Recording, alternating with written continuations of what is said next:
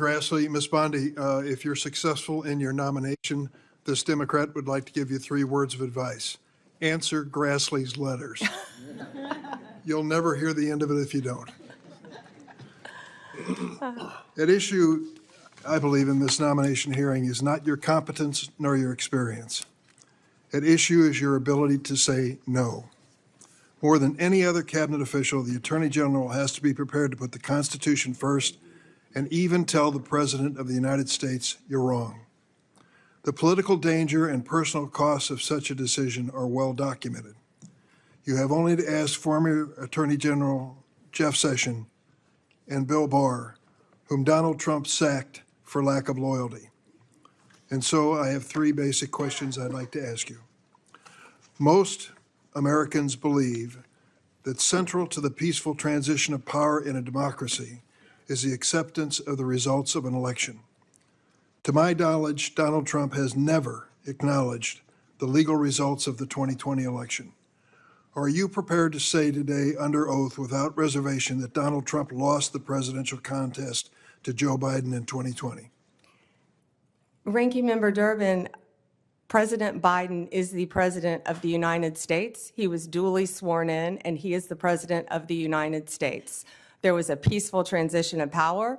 President Trump left office and was overwhelmingly elected in 2024. Do you have any doubts that Joe Biden had the majority of votes, electoral votes, necessary to be elected president in 2020? You know, Senator, all I can tell you as a prosecutor is from my firsthand experience.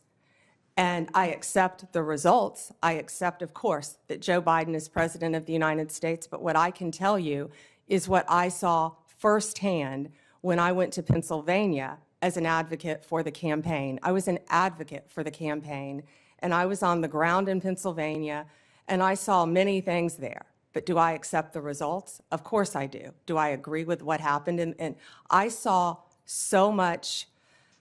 You know, no one from either side of the aisle should want there to be any issues with election integrity in our country. We should all want our elections to be free and fair, and the rules and the laws to be followed. I think that question deserved a yes or no, and I think the length of your answer is an indication that you weren't prepared to answer yes. Have you heard the recording of President Trump on January 2nd, 2021, when he urged the Secretary of State of Georgia to, quote, find 11,780 votes and declare him the winner of that state? No, I've heard about it through clips, but no, Senator, I've not heard it. What was your reaction to President Trump making that call? I would have to listen to the tape, Senator. Well, the quote that I give you is exact. He said to the Georgia Secretary of State, find 11,780 votes. Do you have the entire context of that call? I feel like it was much longer than that and may have been taken out of context. It was an hour long. And right. You can certainly listen to it. I hope you will. Every American should. As a former prosecutor, are you not concerned that the President of the United States called a state election official and asked him to find enough votes to change the results of the election? Senator, I have not listened to the hour-long conversation, but it's my understanding that is not what he asked him to do.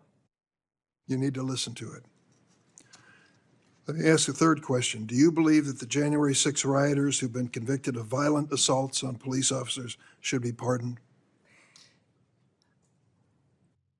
Senator, if confirmed as Attorney General of the United States, the pardons, of course, fall under the president. But if asked to look at those cases, I will look at each case and advise on a case-by-case basis, just as I did my entire career as a prosecutor.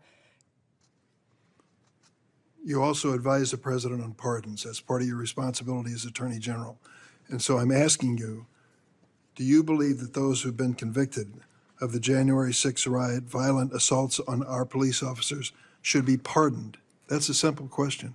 So, Senator, I have not seen any of those files, of course.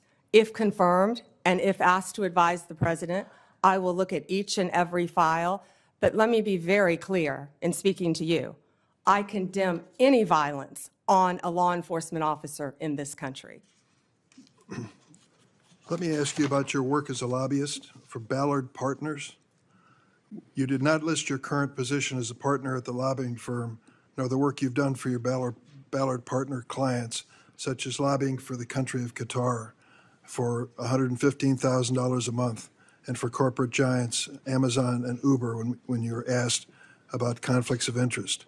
Why do you believe your work as a lobbyist does not constitute potential conflicts of interest? Well, Senator, first, that was the amount my firm received. I believe multiple people represented the country of Qatar within my firm. My role, and I am very proud of the work that I did, it was a short time and I wish it had been longer for Qatar, was anti-human trafficking efforts leading into the World Cup, which is something I'd like to talk about later too. I was registered as FARA along with many members of my firm. That was the sole portion of my representation for Qatar. Now, if there are any conflicts with anyone I represented in private practice, I would consult with the career ethics officials within the department and make the appropriate decision. I would also like to point out to you, I don't believe that I would be the first Attorney General who has represented and advocated for businesses in their past. Of course not. The question is whether you will recuse yourself from any case involving your Ballard clients. One of those clients was the GEO Group, was it not? GEO, yes. A private prison company you lobbied for. It manages correctional institutions and detention facilities. The GEO Group has faced criticism for safety violations, inadequate health care, and poor management. The U.S. Immigration and Customs Enforcement is GEO's largest source of revenue. Under the Trump administration, GEO stands to earn hundreds of millions of dollars by detaining immigrants if there is this mass deportation. Would you sense any conflict of interest if you're asked to judge the performance of this government contractor? Senator, I will consult with the career ethics officials within the Department of Justice and make the appropriate decision. Thank you, Mr. Chairman. Senator Graham.